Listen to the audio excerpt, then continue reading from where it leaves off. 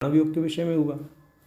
अब शाक्ति योग के विषय में कहते हैं, शाक्ति योग की जो योग्यता रखते हैं साधक, उनके लिए यह अपेक्षित है कि वह अपने शुद्ध और स्वात्म स्वरूप का चिंतन करें।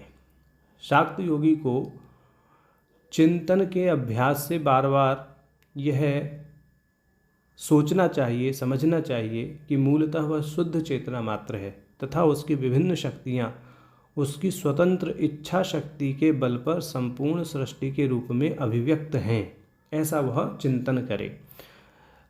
तो शाक्ति योग में एक ऐसा योगाभ्यास करना है जिसमें साधक के मूलभूत चैतन्य स्वस्वरूप की समुपलब्धि के लिए शुद्ध चेतना पर ध्यान केंद्रित करना होता है। तो ये इसकी एक विशेषता है। और शाक्ति योग के दो प्राय मुख्य लक्षण हैं, विकल्पात्मता और उच्चार रहितता। विकल्पात्मता में शुद्ध विकल्प का अभ्यास करना अपेक्षित होता है। जो शुद्ध विकल्प ज्ञान है उसके विषय में निषेध मुख से कहेंगे, माने अशुद्ध विकल्प क्या है उसको ना करना ही शुद्ध विकल्प है, ऐसा समझना चाहिए। तो कहेंगे वस्तुतः अशुद्ध विकल्पों से बंधन होता है और जो शुद्ध विकल्प होते हैं उनके अभ्यास से अशुद्ध विकल्पों का क्षय होता है। अशुद्ध विकल्प ऐसे विचार या विश्वास को कहते हैं जो जीव में अल्पज्ञता, संकुचितता और अल्प शक्ति संपन्नता की सीमा में जीव को बांध देते हैं। इसके विपरीत वे बुद्धिजन्य विचार जिनके द्वारा जीव स्वयं के शुद्ध संवितत्व, परिपूर्ण परमेश्वरत्व और सर्वज्ञत्व को जानता है, वह शुद्ध विकल्प कहलाते हैं। इसलिए देह आदि से ऊपर उठकर मैं सब कुछ हूँ, मैं परम शिव हूँ, ऐसी पूर्ण भावना का नाम विकल्प ज्ञान है।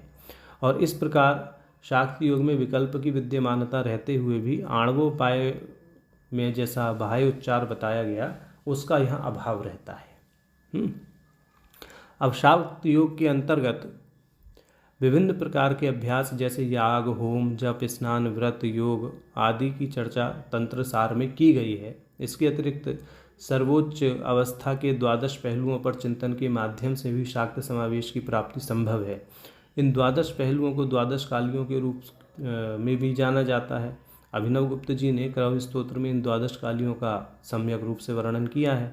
सृष्टि, स्थिति, संहार आदि की शक्तियों का प्रतिनिधित्व करने वाली इन द्वादश कालियों पर चिंतन के माध्यम से साधक सर्वोचित और सर्वोच्च स्थिति में प्रवेश करके संभव समावेश के लिए योग्यता अर्जित करता है। अब यहाँ ध्यान देने वाली बात यह है कि शाक्ति योग के अतिरिक्त आणव योग के अंतर्गत परिगणित ध्यान योग में भी इन द्वादश कालियों का आलंबन लिया जाता है।